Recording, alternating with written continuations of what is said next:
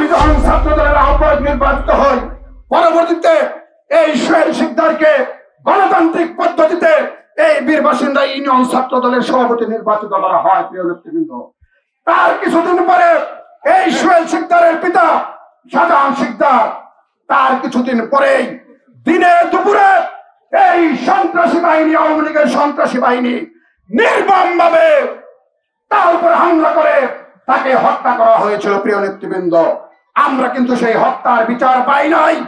আজকে যদি হত্যার বিচার পেতাম তাহলে আজকে এই হামলার পুনরাবৃত্তি হতো না। প্রিয় নেতৃবৃন্দ, ওই আওয়ামী লীগ সরকার কোন হত্যার বিচারই করে নাই। প্রিয় নেতৃবৃন্দ, আওয়ামী লীগের রাজনীতি হয়েছে হত্যা, খুন, দর্শনের মধ্য দিয়ে। প্রিয় নেতৃবৃন্দ, আপনাদের যিনি নেত্রী 5 আগস্ট এই হত্যার রাজনীতি প্রতিষ্ঠিত করেছিল বিদায়ী, দুর্নীতি করেছিল বিদায়ী, অত্যাচার নির্যাতন করেছিল বিদায়ী, আইনের শাসন প্রতিষ্ঠিত করতে পারে নাই বিদায়ী, আজকে কিন্তু দেশ ছাড়তে বাধ্য হয়েছে।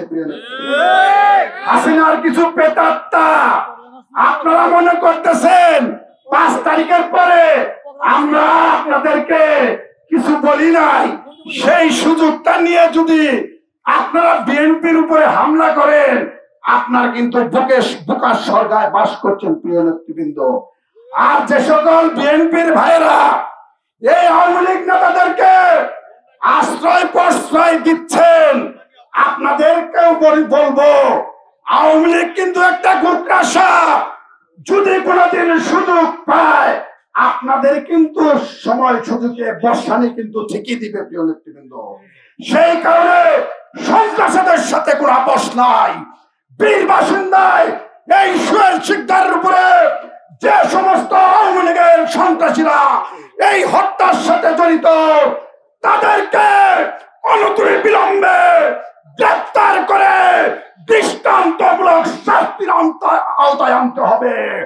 অন্যথায় বীরবাসিন্দা ইউনিয়নের সাধারণ জনগণকে সাথে নিয়ে আপনাদেরকে বীরবাসিন্দাকে কবর রচনা করা হবে। সকলকে এই হত্যার সাথে জড়িত যারা আজকের এই মানববন্ধন থেকে তীব্র নিন্দা এবং প্রতিবাদ জ্ঞাপন করছি।